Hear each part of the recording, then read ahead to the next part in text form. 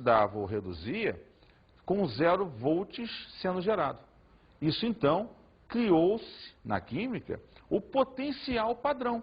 O cara que, em comparação com outros, definiria quanto o outro produz. Você imagina, eu junto o zinco com o hidrogênio. Aí eu produzi 3 volts. Se o hidrogênio é sempre 0, quanto é que é o potencial do zinco? 3 volts. Ah, ferro com hidrogênio. Ah, eu produzi 2 volts. Se o hidrogênio é 0, esse que eu produzi é de quem? Do ferro. Então, em função do potencial padrão, eu pude determinar o potencial de todos os outros elementos que normalmente eu gero pilhas ou processos eletrolíticos. Essa é a ideia do potencial padrão. Vamos observar esse texto que vem aí. O fluxo de elétrons em uma pilha ocorre sempre do anodo para o catodo, ou seja, do eletrodo de maior potencial de oxidação para o eletrodo de menor oxidação. As pilhas, por serem processos espontâneos, apresentam sempre ΔE positivo, ΔE maior de 0. Viu a importância da determinação do potencial dos outros elementos? Pois só assim a gente consegue ver e calcular o tal potencial. Quer ver uma coisa interessante? Quando você tem uma obturação que você acabou de fazer no dentista, aí você vai almoçar aquele talher de prata da vovó lindo e maravilhoso, aí você sem querer botou o talher na boca com a comida e bateu a prata no teu dente. Você sentiu um choque. Lembra aquele choquezinho que você já sentiu quando encostou um metal no outro? Isso é uma pilha. É a ideia que você tem de que quando um metal se encosta no outro, que é diferente, ele vai gerar uma oxirredução e um potencial, uma quantidade de energia. Que você sente, às vezes você sente um choque. Esse choque foi gerado por essa junção de 2 elementos químicos, gerando um potencial. Então vamos caracterizar melhor isso. Vamos trabalhar o cálculo do potencial. E com isso, vamos puxar um exemplo para ficar mais clara a ideia. O valor do ΔE para a célula representada pela equação íon prata mais o magnésio, gerando prata mais o íon magnésio. Perceba uma coisa, quando ele dá essa equação para você, ele está te mostrando que se a prata era mais 1 e gerou a prata 0, ela está reduzindo. Se o magnésio era 0 e passou a ser 2+, ele está oxidando. Então ele já te induz na equação quem oxidou e quem reduziu. Vamos ver o resto do enunciado.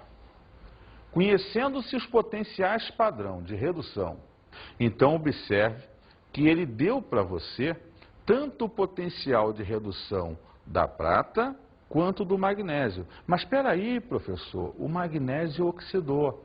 Lembra que eu já te disse. Você então vai pegar o potencial dele e inverter.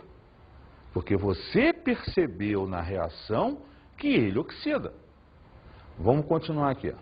Olha lá. A prata, ao reduzir, gera 0,80 volts. O magnésio, ao reduzir, gera menos 2,37 volts. Então, se o magnésio vai oxidar, eu vou inverter esse valor. Vamos ver se é isso? Vamos resolver o exercício. É igual a, letra A, mais 3,17 volts. Letra B, mais 1,57 volts. Letra C, mais 0,77 volts. Letra D, menos 3,17 volts.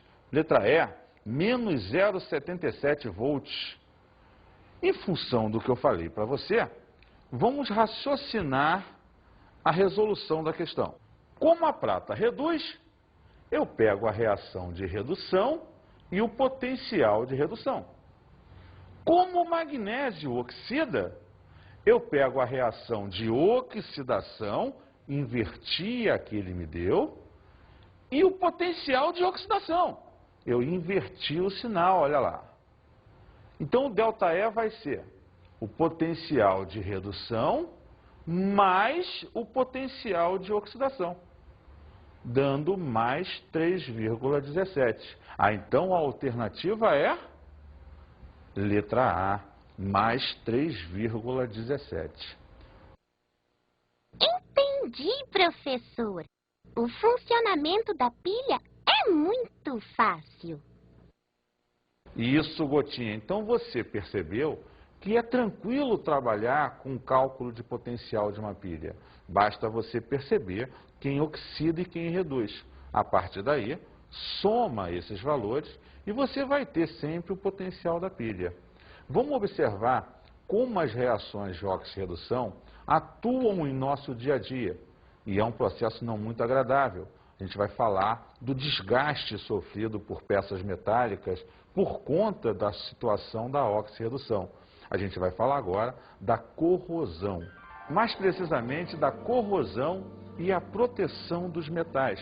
Porque se é natural ocorrer na natureza o processo de corrosão, é natural que as peças se desgastem.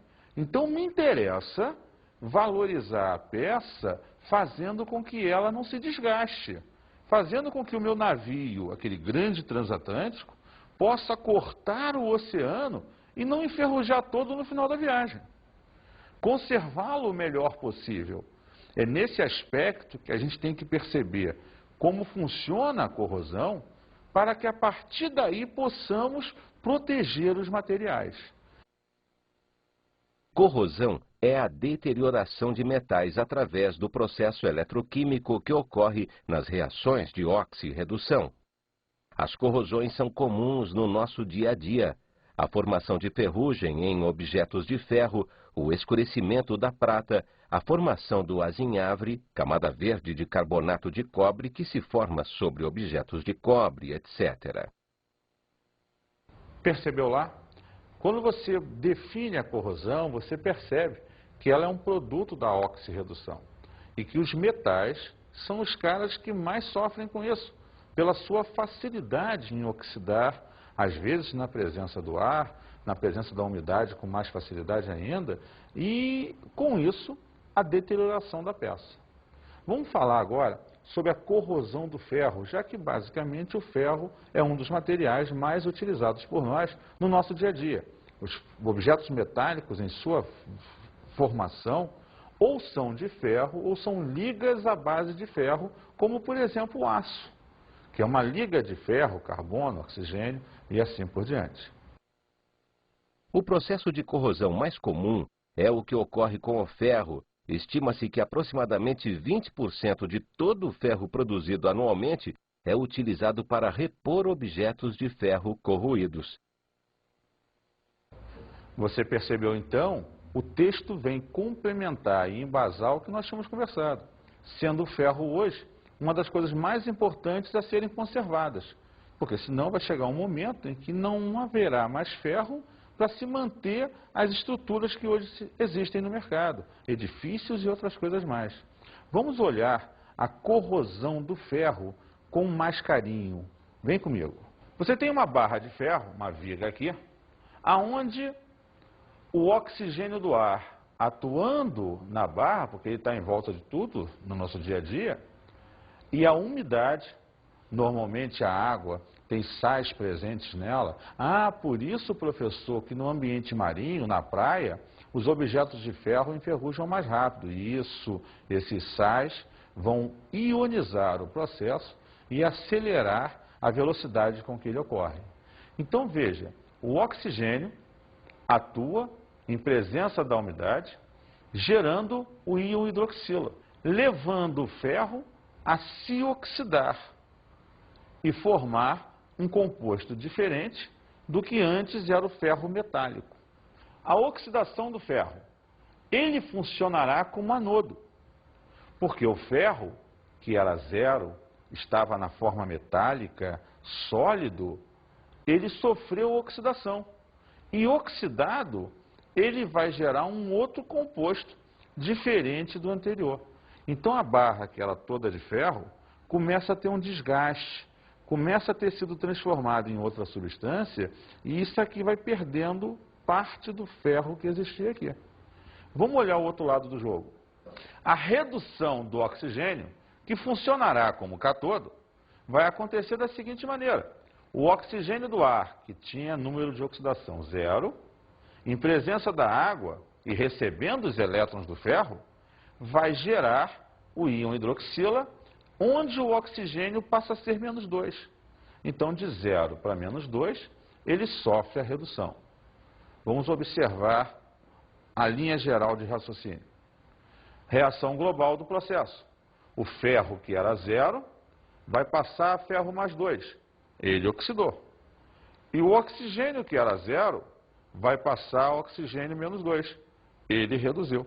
Então, você deixou de ter o ferro na barra e passou a ter na sua superfície hidróxido de ferro, que por ação contínua do ar, vai levar esse hidróxido de ferro 2 a uma nova oxidação.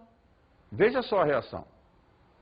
O ferro, em geral, pode ser oxidado de ferro mais 2 pela ação do oxigênio contínua a ferro mais 3, que é comum chamar de ferrugem.